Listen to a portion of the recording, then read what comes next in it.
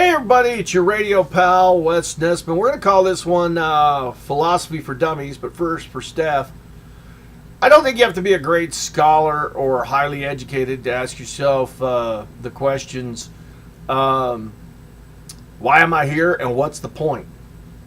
And I believe that there's two answers that are commonly used. Number one, a lot of people will say we're here to serve God, which does not make sense to me. I don't know why he would create 2 billion servants and only part of them ever serve. And even then, if you think you're serving God, you're probably doing it wrong. And you may wonder or think, oh, how could you say that? Well, there's 10,000 religions out there and a million preachers telling you how to do things a million different ways. So mathematically, you got it wrong. The correct religion could be something they practice in a hut in Borneo for all you know, and you're way off base. The other answer is there's no point at all.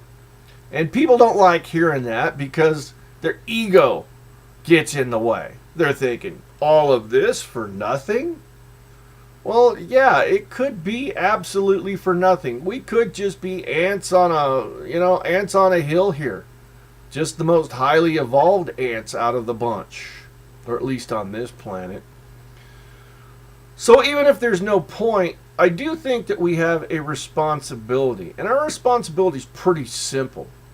I think it's to minimize the damage we do while we're here and to teach those that come after us how to do even less damage than we did. And I think you do those things by being good stewards of the planet. Such, I hate to say it, hippy-dippy stuff as recycling, taking care of your neighbors, just being a good person to those people around you. It comes from little things like putting in LED lights and using less power, to making that decision to not have too many kids because kids are pollution. I'm sorry, each and every one of them uses up a ton of oxygen and a ton of resources, and it makes a mark on this particular planet. Now, here's where we pull a 360.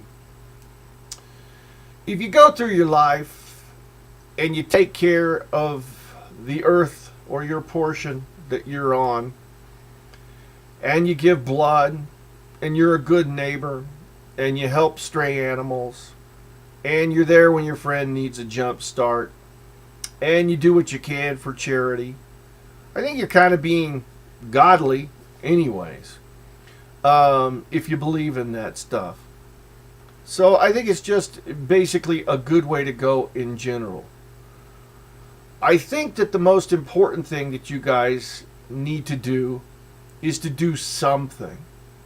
Now, you might be a overnight convenience store manager, but that doesn't mean that you can't spend an hour reading to somebody who can't read, or teaching somebody to read, or giving some blood, or just taking any little tiny small step towards minimizing your damage here and improving it for somebody else.